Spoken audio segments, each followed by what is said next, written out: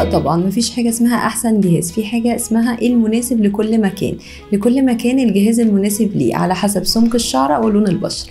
لا طبعا الشيفنج مهم جدا قبل الجلسة، لان الليزر بيتارجت الهير فوليكل، فده غير ان هو بيخلي الجلسة مش افكتيف، كمان ممكن يعمل مضاعفات والتهابات كتير.